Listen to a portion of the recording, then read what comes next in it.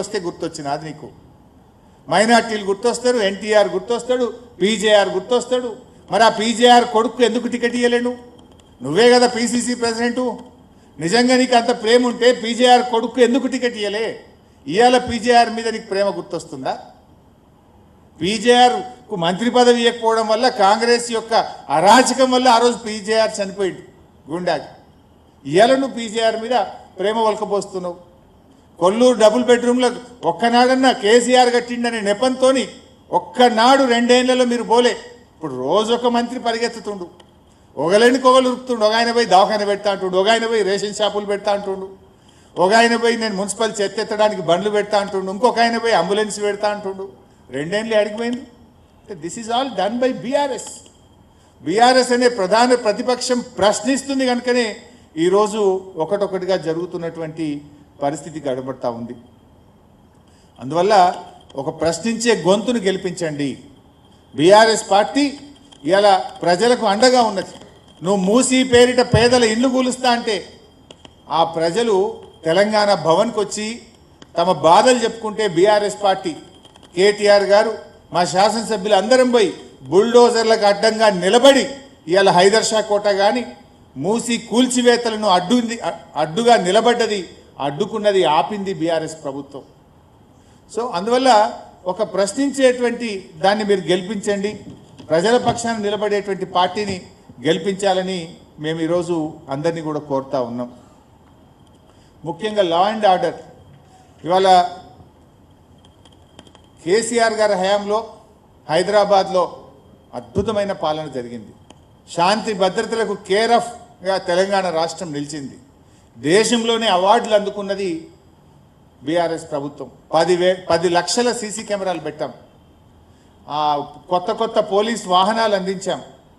అదేవిధంగా సీసీ కెమెరాలు, వాహనాలు, స్టేషన్ అలవెన్స్లు, ట్రాఫిక్ అలవెన్సు, కొత్తగా పెద్ద ఎత్తున పోలీసులో రిక్రూట్మెంటు, వేలాది మందికి ఉద్యోగాలు ఇచ్చింది బీఆర్ఎస్ ప్రభుత్వం.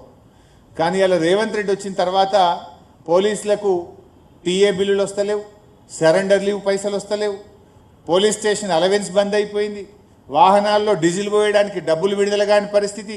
మొత్తం కూడా ఇలా లా అండ్ ఆర్డర్ కుప్పగూలిపోయినటువంటి పరిస్థితి.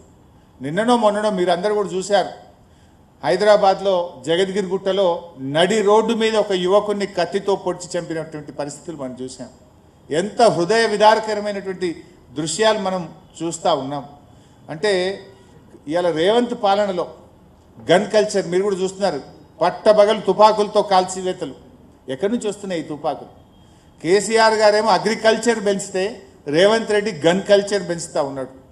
మర్డర్లు పెరిగినాయి, మానభంగాలు పెరిగినాయి. ఇది నేను ఉత్తగా చెప్తలేను, రాజకీయంగా చెప్తలేను. ఇది అఫీషియల్గా పోలీస్ క్రైమ్ రికార్డ్ రిపోర్ట్ నుంచి చెప్తున్నా. ఈ సంవత్సరం ఈ జనవరి నుంచి ఇప్పుడు నవంబర్ ఈ 9-10 నెలల్లో దాదాపు 189 మర్డర్లు జరిగినాయి. ఇందులో 88 మర్డర్లు నడి రోడ్డు మీద పట్టపగలు మర్డర్లు జరుగుతూ ఉన్నాయి ఇలా హైదరాబాద్లో. 1700 కిడ్నాప్లు, 123 రేప్ కేసులు, 1051 రాబరీసు, 6411 దొంగతనాలు. అంటే ఇట్లా ఈ ఇయర్లో, ఈ ఫైనాన్షియల్ ఇయర్లో 2025వ సంవత్సరంలో 12% మహిళల పట్ల నేరాలు పెరిగినాయి. గత ఏడాదితో పోలిస్తే అత్యాచారాలు 28% పెరిగాయి, కిడ్నాప్లు 26% పెరిగాయి. హైదరాబాద్లో 41%, సైబరాబాద్లో 60% క్రైమ్ రేట్ పెరిగింది. ఓవరాల్గా తెలంగాణలో 22% క్రైమ్ రేట్ పెరిగింది. మరి ఈయననే హోంమంత్రి, ఈయననే ముఖ్యమంత్రి, ఈయనదే కదా బాధ్యత. నీ పాలనలో వృద్ధి జరిగింది, నీ పాలనలో ఏదైనా డెవలప్ అయిందంటే క్రైమ్ రేట్ డెవలప్ అయింది, క్రైమ్ రేట్ పెరిగింది తప్ప నా జీఎస్టీ పెరగలే, నా సేల్స్ ట్యాక్స్ పెరగలే, నా రెవెన్యూ పెరగలే, హెల్త్ ఇండెక్స్ పెరగలే. పెరిగిందేమని ఉంది రేవంత్ పాలనలో అంటే హత్యలు పెరిగినాయి, అత్యాచారాలు పెరిగినాయి.